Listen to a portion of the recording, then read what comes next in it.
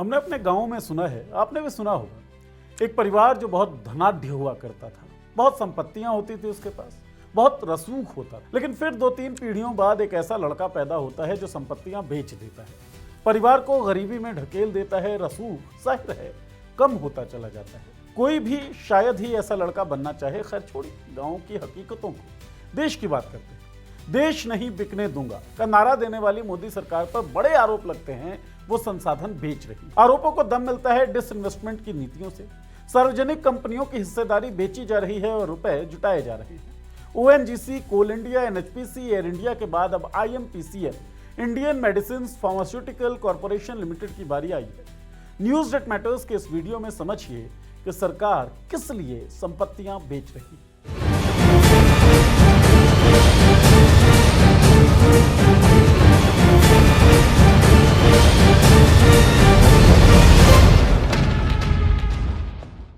नमस्कार, मैं हूं नीरज और आप देख रहे हैं पॉलिटिक्स।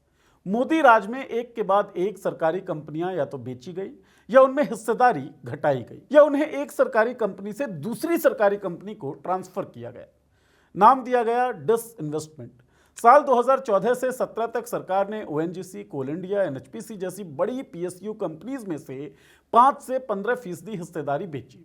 2016 से 17 में डिसइन्वेस्टमेंट से 46,247 करोड़ रुपए जुटाए गए और 17-18 में रिकॉर्ड 1,56,000 करोड़ रुपए तक पहुंचे। फिर साल 2021-22 में एयर इंडिया को टाटा सन्स को सौंप दिया गया।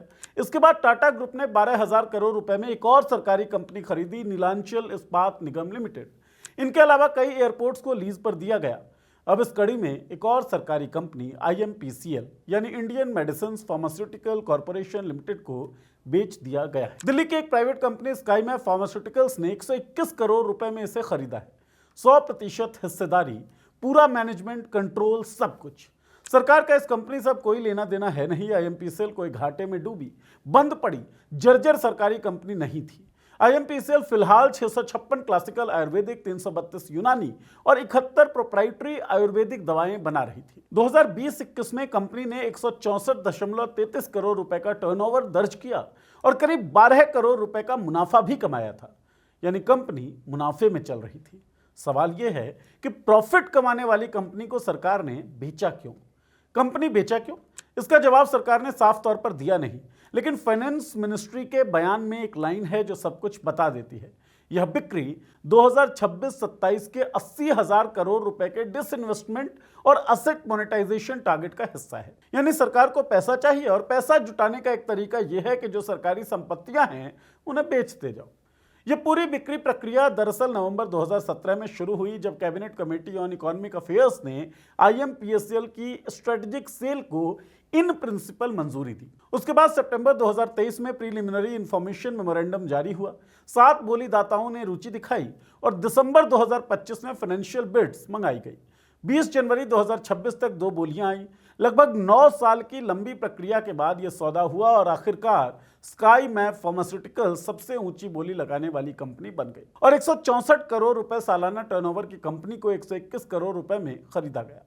फाइनेंस मिनिस्ट्री के बयान से जो समझ आता है वो ये कि सरकार के पास पैसों की कमी है, इसलिए इसे बेचा गया है। सवाल यह है कि सरकार के पास पैसों की कमी क्यों है? क्या सरकार के पास टैक्स कलेक्शन घट रहा है? फाइनेंशियल ईयर 25 यानी 2024-25 में देश का कुल जीएसटी कलेक्शन 22 लाख करोड़ रुपए था, जो एक साल पहले के मुकाबले में 9.4% ज्यादा है। इससे पहले फाइनेंशियल ईयर 24 में 20 लाख करोड़ रुपए, 23 में 18 लाख करोड़ और 22 में 14.80 लाख करोड़ रुपए आए थे। पिछले 5 सालों में जीएसटी कलेक्शन दोगुना हो चुका है। फाइनेंशियल ईयर 21 में ये 11.37 लाख करोड़ रुपए था। यानी हर साल सरकार जीएसटी से 20 से 22 लाख करोड़ रुपए जुटा रही। पेट्रोल और डीजल को जीएसटी से बाहर रखा गया है। इन पर सरकार अलग से एक्साइज ड्यूटी लगाती है, जो पूरी तरह केंद्र सरकार की जेब में जाती है। 2014 में जब बीजेपी सत्ता में आई तब पेट्रोल पर एक्साइज ड्यूटी 9.48 रुपए प्रति लीटर और डीजल पर 3.56 रुपए प्रति लीटर थी। इसके बाद एक्साइज ड्यूटी बढ़ती ही गई, भले ही क्रूड ऑयल के दाम कितने भी गिरे हों। 2014 से 16 के बीच जब क्रूड ऑयल सस्ता था तब एक्साइज ड्यूटी 9 बार बढ़ाई गई। फिर आया 2020 कोविड का दौर। अप्रैल 2020 में WTI क्रूड का भाव -$37 प्रति बैरल चला गया। अब आपको लग सकता है कि किसी भी चीज का भाव माइनस में कैसे जा सकता है। समझिए, तेल को फ्यूचर कॉन्ट्रैक्ट के जरिए खरीदा बेचा जाता है। मतलब आज आप एक कॉन्ट्रैक्ट खरीदते हैं कि मैं अगले महीने 1000 बैरल तेल लूंगा इतने दाम पर। यह कॉन्ट्रैक्ट बाजार में ट्रेड होता है। कोविड के समय समस्या यह थी कि तेल प्रोड्यूसर्स सऊदी अरब, रूस, अमेरिका सब पूरी क्षमता से तेल निकाल रहे थे, लेकिन दुनिया में तेल रखने की जगह यानी स्टोरेज पूरी तरीके से भर चुकी थी। कुशिंग, ओक्लाहोमा, जो अमेरिका का सबसे बड़ा तेल स्टोरेज हब है, वहां 1 बैरल की भी जगह नहीं बची थी। अब जिन लोगों ने फ्यूचर कॉन्ट्रैक्ट खरीद रखा था, कॉन्ट्रैक्ट की एक्सपायरी डेट आने वाली थी, मतलब उन्हें फिजिकली तेल लेना पड़ता, लेकिन रखते कहां? टैंकर नहीं, वेयर हाउसेज नहीं, कुछ नहीं। तो वो घबराकर अपना कॉन्ट्रैक्ट बेचने लगे किसी भी दाम पर। और जब सब एक साथ बेचने लगे तो दाम गिरते गिरते $-37.63 प्रति बैरल तक पहुंच गए। खैर, टॉपिक पर वापस आते हैं। क्रूड ऑयल के दाम माइनस में होने के कारण सरकार के पास मौका था कि पेट्रोल डीजल के दाम जमीन पर ला सकती थी, लेकिन उसने किया क्या? मार्च 2020 में पेट्रोल डीजल पर 3 रुपए प्रति लीटर और मई 2020 में पेट्रोल पर 10 और डीजल पर 13 रुपए प्रति लीटर एक्साइज ड्यूटी और बढ़ा दी। नतीजा यह हुआ कि 2014 में पेट्रोल पर एक्साइज ड्यूटी 9.48 रुपए प्रति लीटर से बढ़ते बढ़ते मई 2020 में रिकॉर्ड 32.98 प्रति लीटर और डीजल पर 31.83 रुपए प्रति लीटर पहुंच गई।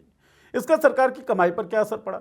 वित्त मंत्री निर्मला सीतारमण ने खुद संसद में बताया कि सिर्फ 3 साल 18-19, 19-20 और 20-21 में पेट्रोल डीजल टैक्स से सरकार ने 8.02 लाख करोड़ रुपए कमाए, जिसमें अकेले फाइनेंशियल ईयर 21 में 3.71 लाख करोड़ रुपए थे।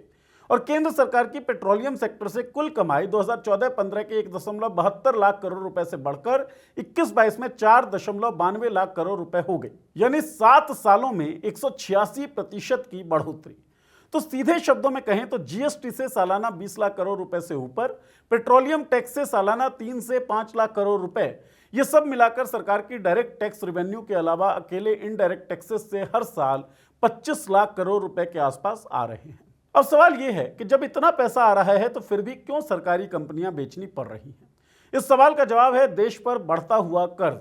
सरकार के बजट में खर्चे का सबसे बड़ा मद रक्षा, शिक्षा, स्वास्थ्य में नहीं जाता, यह जाता है देश पर बढ़ते हुए कर्ज का ब्याज चुकाने में। फाइनेंशियल ईयर 27 यानी 26-27 के बजट में इंटरेस्ट पेमेंट यानी पुराने कर्जों पर ब्याज के लिए करीब 14 लाख करोड़ रुपए से ज्यादा रखे गए। यह सरकार के कुल खर्च का 26% है। सीधे शब्दों में कहें, सरकार अपनी हर कमाई के 100 में से 26 रुपए सिर्फ पुराने कर्ज का ब्याज चुकाने में लगा देती है। फाइनेंशियल ईयर 24 में इंटरेस्ट पेमेंट 10.7 लाख करोड़ रुपए थी। फाइनेंशियल ईयर 25 में 11.9 लाख करोड़ रुपए हो गई, यानी सिर्फ एक साल में 11% की बढ़ोतरी। अब यह 14 लाख करोड़ रुपए पार कर चुकी है। इंटरेस्ट पेमेंट्स की तुलना बाकी देश से देखिए। भारत के 26% के मुकाबले अमेरिका में 12.9%, चीन में 4 से 5% और जर्मनी में तो महज 1 से 2%।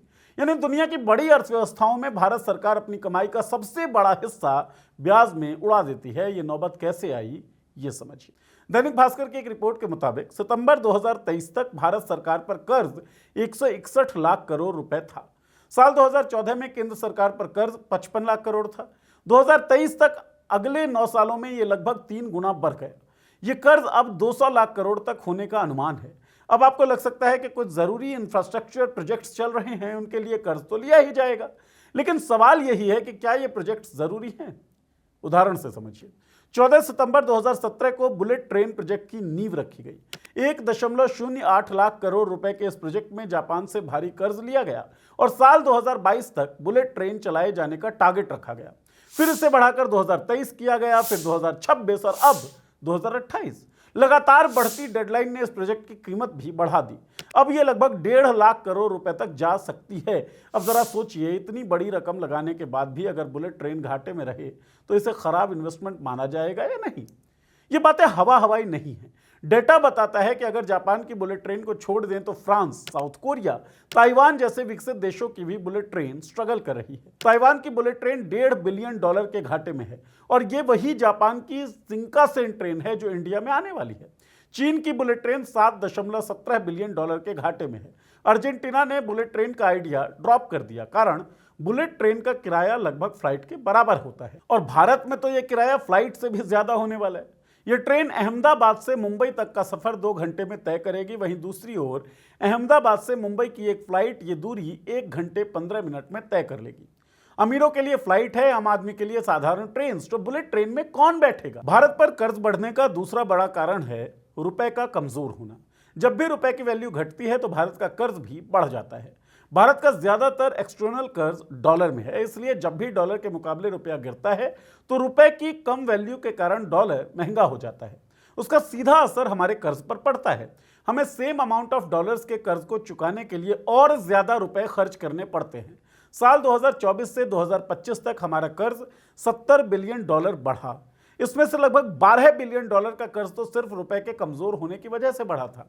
यानी अगर रुपए की वैल्यू ना घटी होती तो हमारा कर्ज भी उतना ज्यादा नहीं बढ़ता। तो कुल मिलाकर कहा जाए तो मामला यह है कि हमारे टैक्स का पैसा जा रहा है इंटरेस्ट पेमेंट्स में और पीएसयूज को बेचकर देश चलाया जा रहा है। किसी भी परिवार में अगर घर का खर्च चलाने के लिए हर साल जमीन बेचनी पड़े तो लोग समझ जाते हैं कहीं ना कहीं आर्थिक योजनाओं में समस्या है, फाइनेंशियल प्लानिंग में दिक्कत है। लेकिन जब सरकार ऐसा करती है तो उसे स्ट्रेटेजिक डिसइन्वेस्टमेंट, एसेट मोनेटाइजेशन और रिफॉर्म जैसे आकर्षक नाम दे दिए जाते हैं। सवाल सिर्फ आईएमपीसीएल का नहीं है।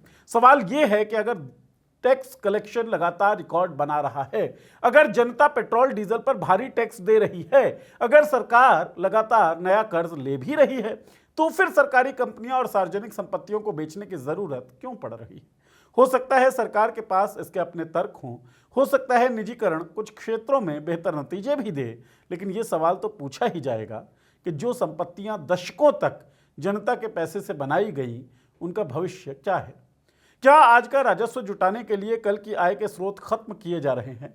क्या देश की अर्थव्यवस्था उस दिशा में जा रही है जहां संपत्तियां बढ़ नहीं रही बल्कि धीरे धीरे कम होती जा रही हैं?